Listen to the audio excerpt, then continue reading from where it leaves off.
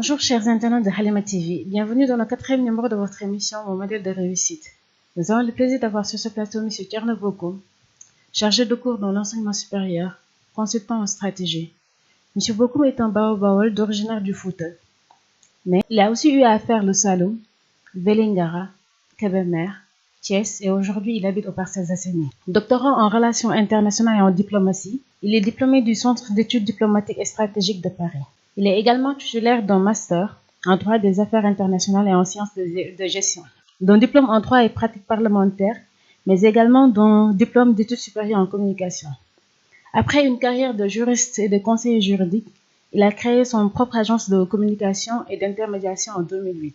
Député à l'Assemblée nationale de 2012 à 2017, ancien président de la commission comptabilité et contrôle, ancien chargé de communication du réseau pour la protection de l'environnement, du réseau pour la bonne gouvernance des ressources minérales, Thierno Bokoum est conseiller municipal de la ville de Dakar et de la commune des Parcelles Assainies. Il est membre fondateur de Réumi, dont il a été le chargé de communication et responsable des jeunes. Du haut de ses 44 ans, Thierno Bokoum est président du mouvement Agir, Alliance générationnelle pour les intérêts de la République.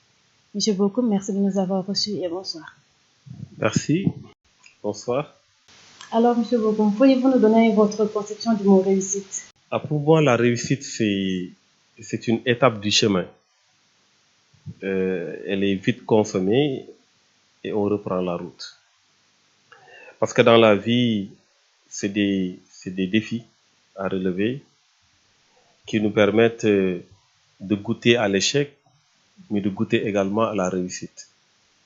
Donc, je considère aujourd'hui que chacun a d'abord une appréciation de la vie et chacun, par rapport à ses propres convictions, peut définir sa propre réussite. Mais comme j'ai eu à le dire, jusqu'à la tombe, nous n'arrêterons jamais de courir derrière des objectifs à atteindre et espérer réussir. Alors, dites-nous un peu vos débuts. Comment vous étiez en tant qu'élève, en tant qu'étudiant? Calme. Je dois dire que j'ai eu une enfance assez calme. J'étais avec le grand frère à mon père qui était administrateur civil et préfet. J'ai pratiquement fait tout le tour du Sénégal, avec bien entendu parfois des inconvénients liés aux affectations en milieu d'année scolaire, etc. Mais j'ai eu une enfance, je dois dire, calme dans l'ensemble. Oui, parfaitement. Et vous avez fait votre lycée, votre collège, vous, à Thiès? En fait, j'ai fait le lycée. En fait, j'ai eu mon bac au lycée Cheikh Ahmadou Bamba de Diourbel. Donc, c'est là où j'ai fait la seconde, première et terminale. Mais j'ai eu à étudier, comme j'ai eu à le dire tout à l'heure, dans pas mal de régions au Sénégal. D'accord. Et comment s'est passé votre cursus? Est-ce que vous avez connu des difficultés en tant que lycéen? Comme les genre, il y a des lycéens qui sont dans des familles pauvres, qui ont du mal à joindre les deux bouts. Est-ce que vous avez connu la faim, des choses comme ça, les grèves, tout ça? Non, pas spécialement du tout. Au contraire, je dois dire que j'ai eu quand même une enfance assez correcte. Les difficultés au niveau des études, pas tellement, sauf peut-être quand j'ai eu le bac, que je suis venu à l'université. Nous étions un groupe d'amis qui avaient souhaité voyager. Voyager, ça c'était vraiment le rêve d'aller continuer nos études à l'étranger. Ça nous a fait perdre énormément de temps. Bon, mais sinon, dans l'ensemble, c'est vrai qu'il y a eu des grèves, mais bon, je n'ai jamais été devant, je n'ai jamais dirigé une grève. Donc, fondamentalement, il n'y a pas eu de problème. D'accord. Donc, vous avez eu un cursus vraiment sans problème. Et apparemment, vous avez fini vos études en France, c'est ça?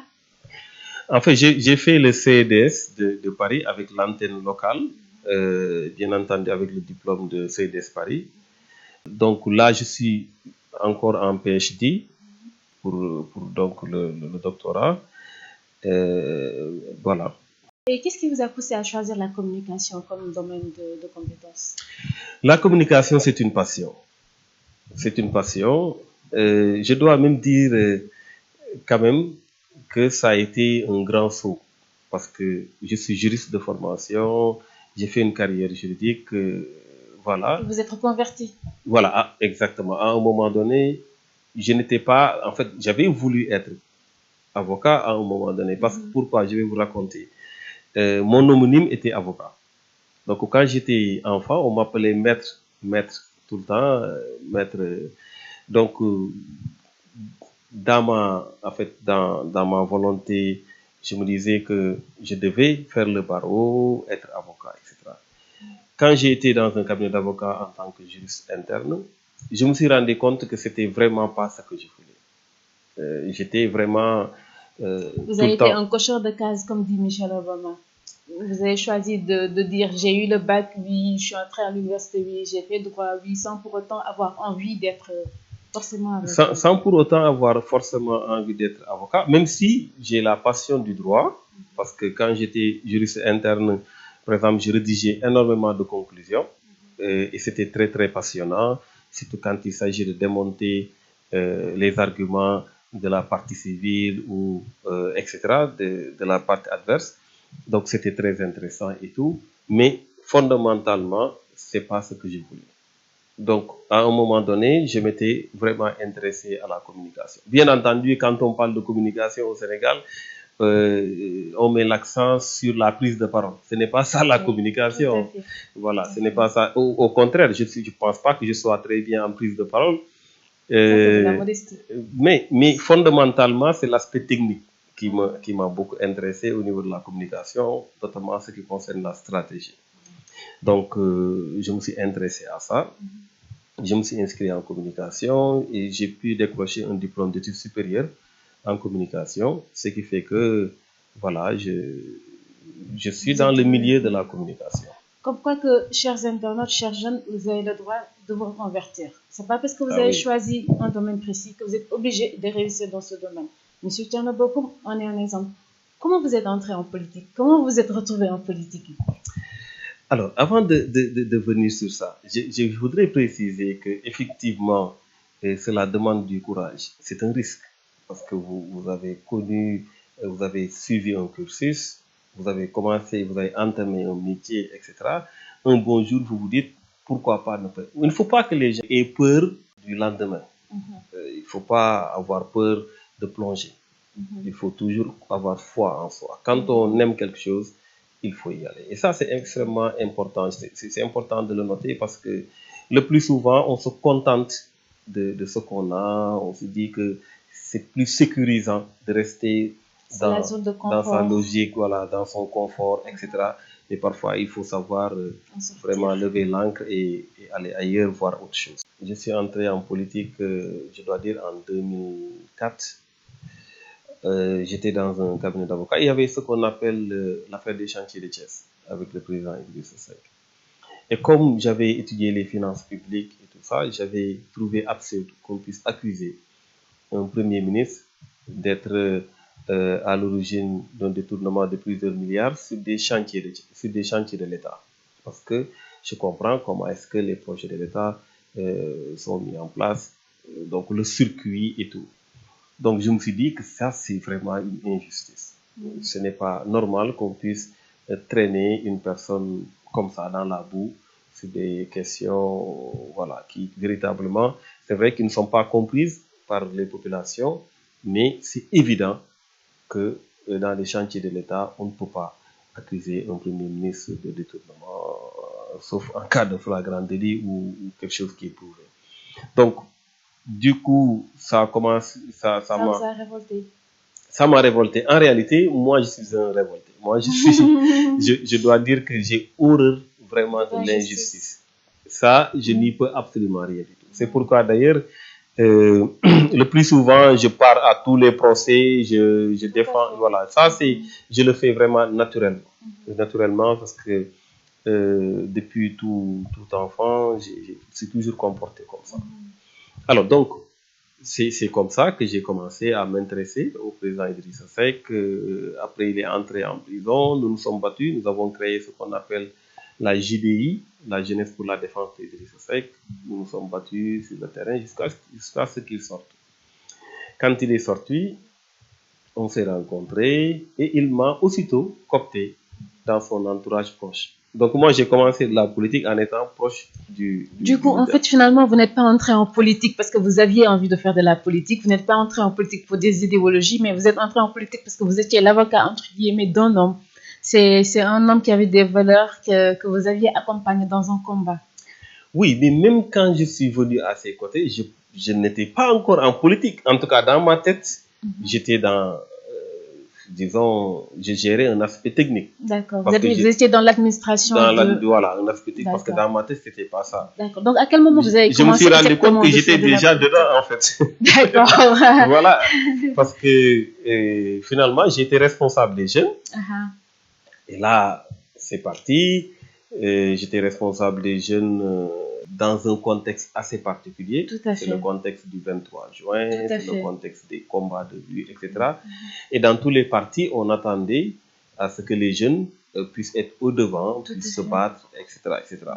Et bon, d'habitude, ceux qui me connaissent pas se disent tout le temps, ah, il est tellement calme et tout ça. Oui, j'allais en venir d'ailleurs, parce qu'en fait, je me demandais comment vous faites pour tenir dans le milieu de la politique. Nous tous, nous savons comment ça marche en général, la politique au Sénégal. Bon, c'est vrai qu'aujourd'hui, nous avons la politique politicienne et puis la politique vraiment autrement. Comment vous faites-vous pour tenir au milieu de tout ça? Parce que Thierno Bocoum, il est connu pour être quelqu'un de calme, posé, vraiment de la correction, qui a vraiment de la hauteur. Comment vous faites pour tenir?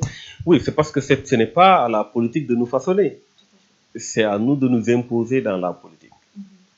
Quand j'étais responsable des jeunes, par exemple, beaucoup pensaient que je devais changer complètement de comportement. Parce qu'un responsable des jeunes ne doit être beaucoup plus fougueux, etc., etc. Non, je n'ai pas changé. J'ai décidé de rester moi-même. Mais cela ne m'a pas empêché d'être à la pointe de tous les combats. Cela m'a valu la prison, cela m'a valu des brimades. Nous avons pris des initiatives nous-mêmes. Je pense que nous avons été les premières personnes à manifester devant les grilles du palais. C'était à mon initiative avec les jeunes. Il y avait Mbaye Niang, par exemple, je pense. Il y avait, non, Mbaye, je pense que c'était avec l'Assemblée nationale. Je parle de manifestation devant les grilles du palais. Et je me rappelle ce jour-là, j'avais convoqué les jeunes du parti. Je les ai convoqués à une réunion. Quand ils sont venus, je les ai dit que, écoutez, il ne s'agit pas de faire une réunion, on fait une manifestation devant les grilles du palais. Et j'ai dit, c'est très simple. Mettez-vous aux alentours, vous prenez des taxis, vous mettez aux alentours. Dès que vous me voyez, suivez-moi. Donc moi, je suis quelqu'un qui est au devant. Je ne délègue jamais. Vous êtes leader? Je suis toujours au devant. Donc j'ai dit, venez derrière moi. Quand vous me voyez, venez derrière moi. Bon, il y en a qui ont commencé à dire, oui, ils ont des maux de tête, etc.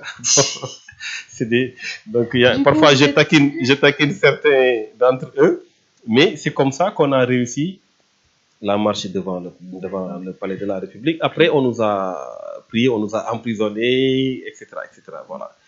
Donc, nous avons été, c'est dans ce contexte-là que j'ai compris que vraiment, je suis dans la politique déjà, je fais de la politique. Du coup, vous vous êtes rendu compte que vous étiez un leader, qu'il y avait un tas de jeunes derrière vous, vous étiez responsable des jeunes et qu'il fallait continuer à être devant, vous étiez réellement en politique. Oui, réellement en politique parce que là, je connaissais le terrain, je me battais pour des causes nobles. Je me battais au nom des populations, pour le compte des populations, pour l'intérêt supérieur de la nation. Je me suis trouvé à l'aise dans cet exercice parce que c'est ma conviction forte. Ma conviction forte, c'est qu'il faut toujours mettre les intérêts des populations au-dessus de tout autre intérêt et c'est extrêmement important. Après, j'ai été le responsable de la communication. Donc, responsable de la communication, il m'arrive de parler au nom du parti, d'aller dans des débats, etc.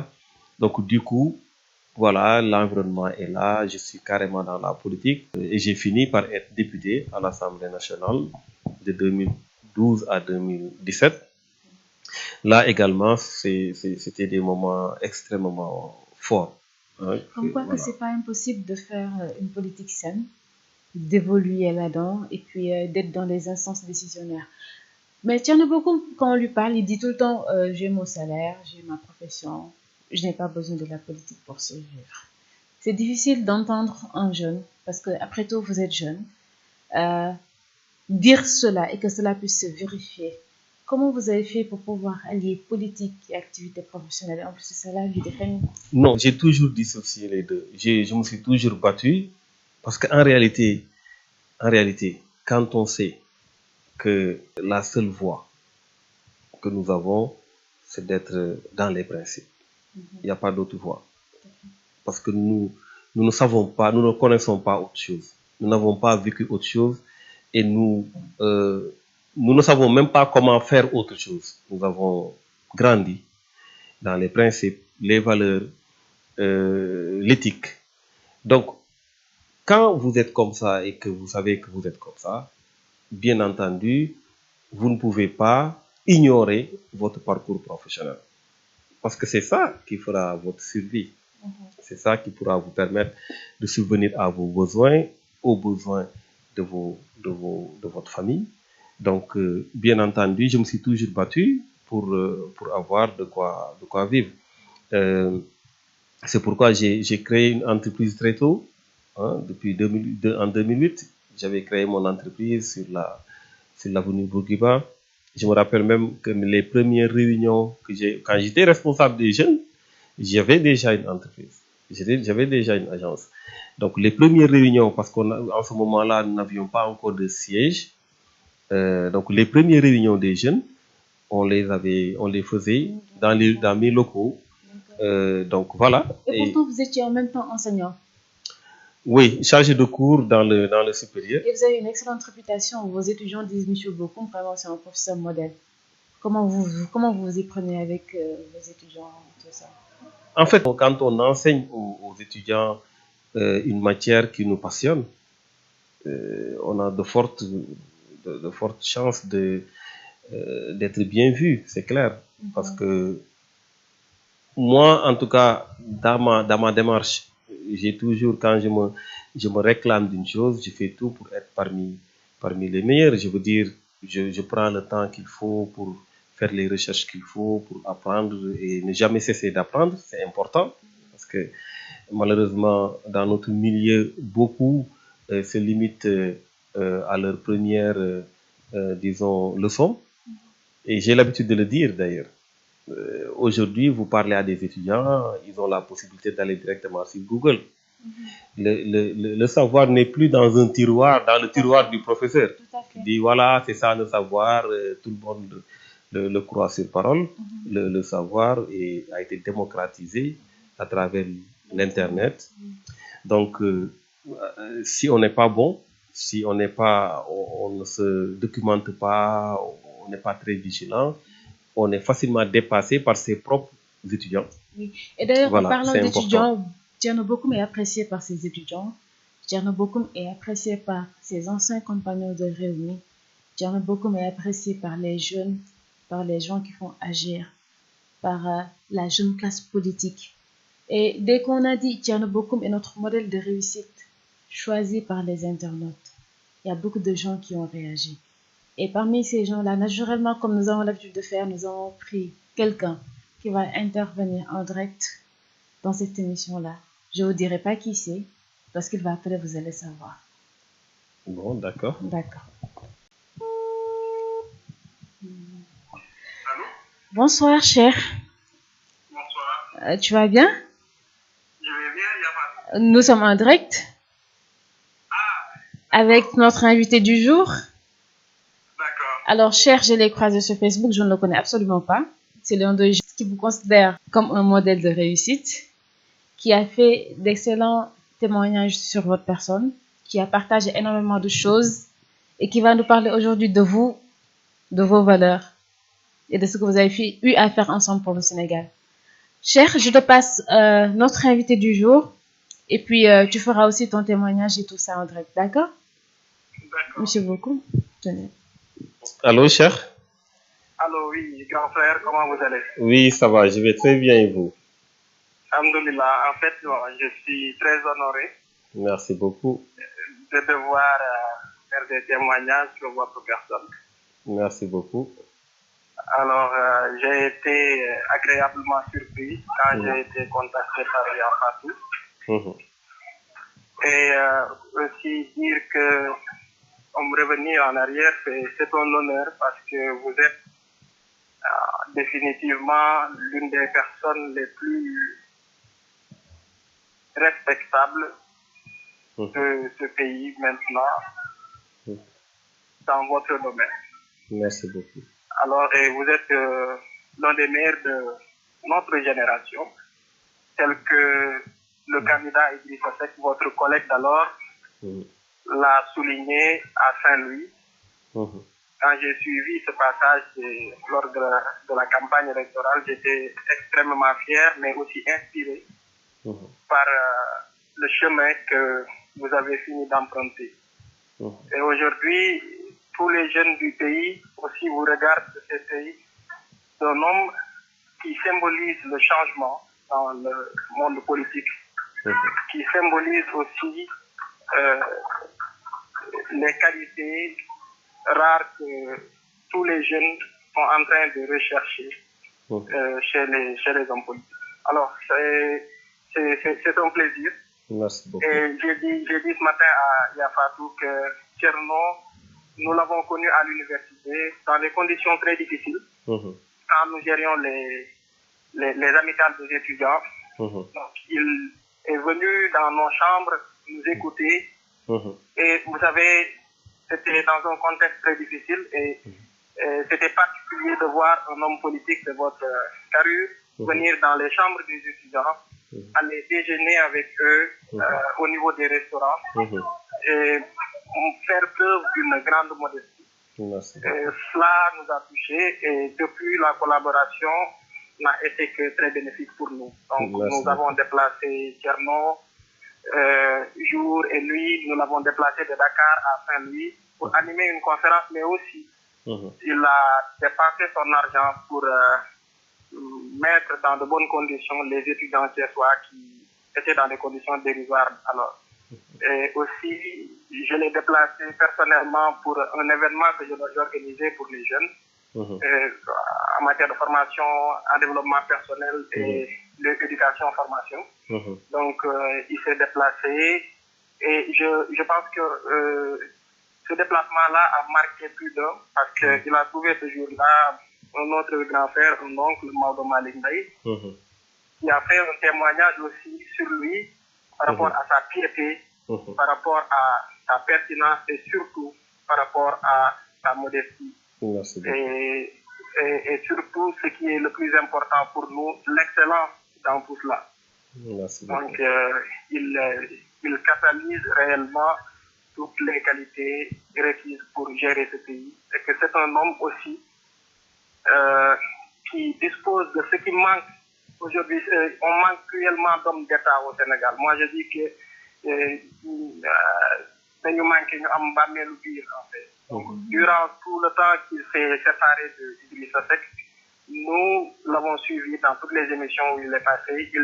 Il a toujours déclaré que cette séparation-là, c'était une convenance personnelle. Alors, donc, il n'a pas été dans le déballage comme l'auraient fait beaucoup d'autres politiciens. Donc, étant jeune, il comprend déjà que le compagnonnage ici-bas donc, est d'une importance capitale. Donc, quand on vous voit avec quelqu'un, un jour, Dieu en décide autrement, il faut toujours garder les bons souvenirs et tout à fait.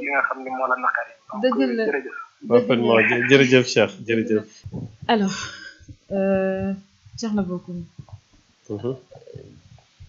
quel effet vous fait cet appel? Ça me va droit au cœur. C'est clair que, vous savez... Vous avez les yeux rouges? Non, c'est parce que je suis fatigué. C'est parce que je suis fatigué. C'est vrai que je suis très ému. Je suis très ému. Je suis très conscient du fait que les Sénégalais observent beaucoup. Surtout les jeunes. Les jeunes observent également énormément. Il m'arrive souvent, quand dans la rue, de croiser quelqu'un, quelque part, de toujours croiser des Sénégalais qui n'hésitent pas de t'avertir, de te dire combien ils souhaiteraient que tu restes toi-même, que tu ne changes pas, que tu continues à te battre pour ton pays, que tu restes toi-même. Et ça, c'est fort, c'est très très fort, ça vaut des milliards. C'est pourquoi je dis, le plus important, ce n'est pas d'avoir de l'argent, hein, ou d'essayer d'en chercher vaille que vaille. Le plus important, c'est de faire rêver les populations, de permettre l'espoir. Et de les pousser à aller au bout de leurs rêves. Voilà, et de permettre l'espoir également, parce que nous sommes dans un milieu assez compliqué. Tout à fait. Et le désespoir est partout. Chacun se dit, est-ce que réellement il y a quelqu'un qui pourra, ou est-ce qu'il y a quelques hommes politiques qui pourront rester eux-mêmes et travailler au nom des intérêts des populations. Il y en a même qui en doutent. Nous sommes tous mis parfois dans le même sac par certains. Donc il faut maintenir cet espoir. Et voilà, nous sommes à l'aise parce que, comme j'ai eu à le dire, mon tempérament, c'est par rapport à ma propre personne. Je ne triche pas, Comme quoi, pour devenir quelqu'un, on n'a pas besoin de changer. Nous pouvons aller au bout de nos rêves sans pour autant chercher à être quelqu'un que nous ne sommes pas. Non, c'est clair. C'est une grosse erreur d'essayer de ressembler aux autres. Nous sommes tous différents les uns des autres. Il faut rester soi-même, il faut s'imposer en tant que personne. Imposer ses valeurs, imposer ses convictions. Maintenant, c'est clair que accepter de vivre dans une diversité, tu ne peux pas dire je suis comme ça, tout le monde doit être comme ça, etc. Nous sommes dans une société et une société, c'est une diversité. Mais fondamentalement, il faut rester soi-même. Il ne faut pas être cette feuille morte qui évolue au gré du vent. Parce que le vent peut l'amener même dans un trou. Voilà, il faut avoir ses racines, il faut rester soi-même. Il faut être patient et endurant. C'est important. Maintenant, le reste, nous sommes tous des croyants. Thierno Bocoum a réussi sur le plan professionnel. Thierno Bocoum a réussi sur le plan politique. Thierno Bocoum, dans sa vie privée, apparemment a aussi réussi. Marié, père de 2 enfants. Il a quand même eu... Je confirme pas, j'ai pas 2 enfants. Mais bon. Oui, il a quand même eu un coup dur dans la vie. Tout jeune, il a perdu un de ses enfants qui lui était très proche. Il a quand même réussi, on ne dépasse jamais, mais il a essayé quand même de s'accrocher. Son ménage a su s'accrocher. Comment vous avez fait? Quel conseil vous donnez à ces couples-là qui ont des moments difficiles et qui ont du mal à s'en sortir? C'est très difficile de leur prodiguer des conseils. Ce qu'on ressent quand on perd un enfant, il faut passer par là pour le comprendre. C'est pourquoi j'ai écrit un livre d'ailleurs. J'ai écrit un livre intitulé Un père à l'assaut de la douleur, que j'ai écrit en même pas 2 mois, pour dire que c'était un peu moins de me guérir de ce qui s'était passé, et en même temps de prodiguer des conseils aux parents, etc. J'ai retenu beaucoup de leçons durant cette épreuve, qui a été une épreuve extrêmement difficile, extrêmement douloureuse. Mais nous avons su la surmonter. Nous avons su la surmonter parce que d'abord nous sommes des croyants. Nos femmes, nos enfants ne nous appartiennent pas. Nos amis ne nous appartiennent pas. Nous l'avons surmonté parce que nous avons bénéficié d'un soutien de notre entourage, de notre famille et surtout également des Sénégalais. Je rappelle que quand mon fils a disparu, le réflexe que j'avais, c'était de faire un post sur ma page Facebook. J'étais là, assis, il fait 3 heures du matin. Je n'ai pas vu un fils que je n'ai jamais quitté, qui se couchait sur moi, qui dormait jusqu'à l'aube, que je protégeais des moustiques etc. 3 heures du matin, je ne sais pas où se trouve mon fils. Donc, j'étais tellement déboussolé que le réflexe que j'ai eu, bien entendu, avant, on a beaucoup cherché, on est parti partout. Le réflexe que j'ai eu, c'est de poster sa photo pour dire si vous le voyez. Voilà. Donc, quand je l'ai fait, il y a eu énormément de réponses. Des gens qui m'ont donné des numéros de téléphone, va voir telle personne, va prier, dit telle chose, etc. Les gens m'ont réconforté. La solidarité des Sénégalais et des Sénégalaises, des gens que je ne connaissais pas, qui m'ont prodigué des conseils. C'est comme ça que j'ai lu les messages jusqu'à l'aube. Et c'est vers 8 heures, quelque chose comme ça, si je ne me trompe pas, qu'on a découvert le corps et qu'on s'est rendu compte qu'il était entré dans une fosse. Et ça, je le dis encore une fois, quand la nouvelle est tombée, j'avais l'impression que c'est le Sénégal qui s'est mobilisé.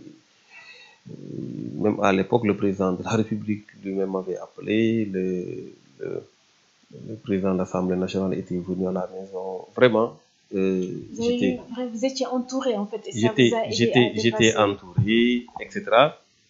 Mais bon, si vous avez l'occasion de lire le livre, vous vous rendrez compte que quand on est dans ces situations-là, les gens n'ont pas forcément les bonnes paroles, n'ont pas forcément la bonne démarche. Donc, moi, j'avais voulu partager tout ça dans le livre. Pour dire que c'était une situation difficile. Vous savez, quand ça arrivait au prophète, sallallahu alayhi wa sallam, il s'est mis à pleurer. Quand on lui a fait la remarque, il a dit que lorsqu'on coupe un arbre qui a de la sève coule. Tout à fait. Donc moi, je me suis rendu compte que c'était une manière d'amputer la personne. Donc perdre son enfant, c'est d'être amputé. Donc ça saigne, ça fait mal, mais ça finit par guérir, même si on n'oublie jamais, bien entendu. Et les difficultés, naturellement, vous aident à vous forger une meilleure personnalité et à solidifier votre vie de couple, votre vie de famille. Ah oui, vous savez, les difficultés sont bonnes dans la vie. En toute chose, malheur est bon, comme on dit. Ça m'a permis d'avoir une autre vision de la vie, d'être beaucoup plus solide, d'avoir une meilleure compréhension des choses, en tout cas en ce qui concerne les relations humaines. Parce que quand on a son enfant, on pense quand il sera grand, Tout à fait. Pourquoi je disais que et dans le livre, rêve qui se brise. Mais oui, dans le livre, j'ai dit que quand on perd son fils, quand on perd son mari, on est veuve. Quand on perd sa femme, quand on perd, disons, ses parents, on est orphelin, etc. Mais quand on perd son fils, même dans le dictionnaire, il n'y a pas de c'est pas prévu. Tellement que c'est pas prévu.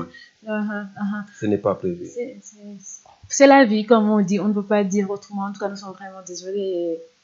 Non, il n'y a pas de souci. C'est de notoriété publique maintenant. Voilà, c'est ça. Je comprends que les gens en reparlent parce que ça concerne tout le monde. C'est ça, c'est assez difficile. C'est des choses que les gens vivent et ont du mal à dépasser. Donc, quand nous voyons quelqu'un qui réussit à dépasser cela, c'est normal qu'on lui en parle. Même si c'est réveiller une certaine douleur quelque part, ça aide les autres parents qui sont en train de le vivre ou qui ont eu à le vivre mais ont du mal à dépasser, à suivre. Bon, il y en a qui sont proches de moi, qui ont peut-être même plus souffert que moi. J'imagine. Ça ne réveille pas de douleur. Je me rappelle, il y a eu un cas comme ça dans notre famille. Un de mes cousins c'était presque la même chose. Dans la cour de l'école, il est entré dans... c'est mon neveu du moins qui est entré dans une fosse, dans la cour de l'école. Les enfants ont fui, donc on l'a cherché. Le lendemain, on l'a retrouvé. Cette histoire m'a tellement fait mal que moi, je pouvais jurer que j'avais plus de mal que sa propre maman. Et en ce moment-là, je pense que j'avais atteint le summum. Le summum, mais bon, après, ce fut le tour de mon fils, donc voilà. Germain, vous êtes jeune, vous tenez aux valeurs.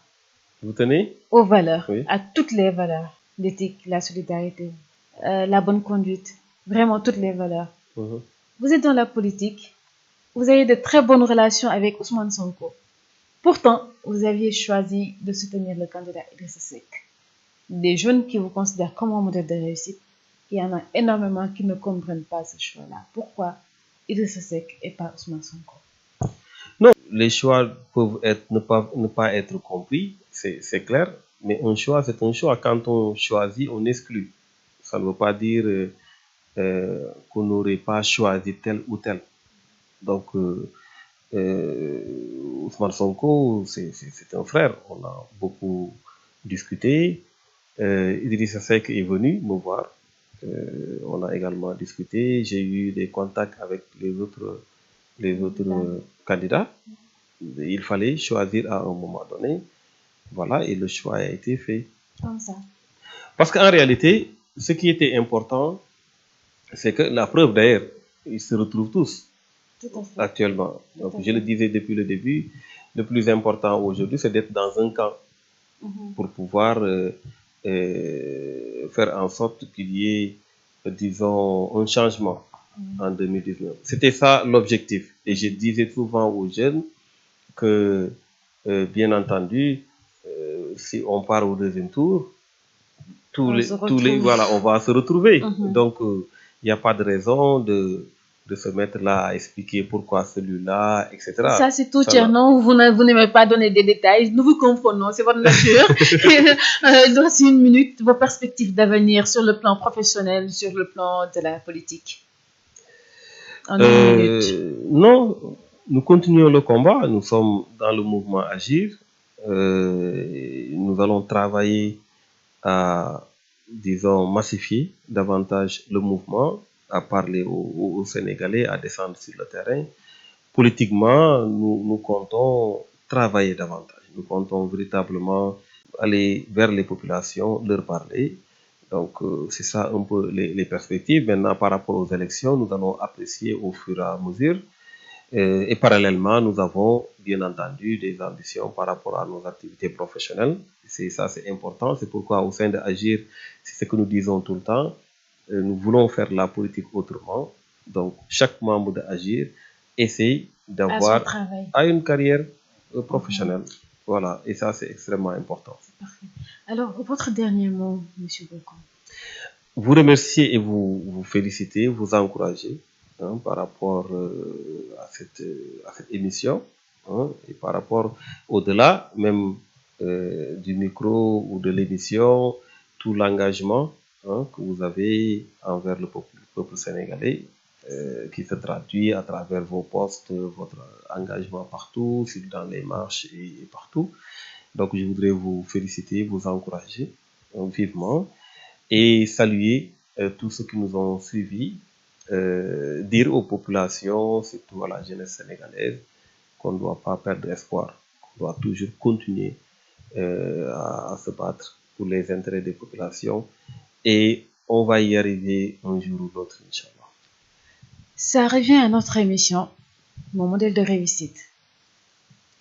Nous tous, nous pouvons nous serrer les coudes, continuer à nous battre, continuer à foncer et faire focus sur l'intérêt de notre entourage immédiat comme de notre entourage lointain. Dans ce cas-ci, nous allons parler de l'intérêt des Sénégalais, des citoyens sénégalais. Notre combat, le combat de M. Bokoum, et qui devrait être celui de chaque Sénégalais, c'est de faire de ce pays un idéal. C'est de faire de nos vies, à chacun d'entre nous, un idéal. Et pour cela, il faut avoir des rêves, avoir de l'espoir et continuer à se battre. Allons ensemble au bout de nos rêves. Faisons focus sur l'avenir. Soit on gagne, soit on gagne, soit on gagne.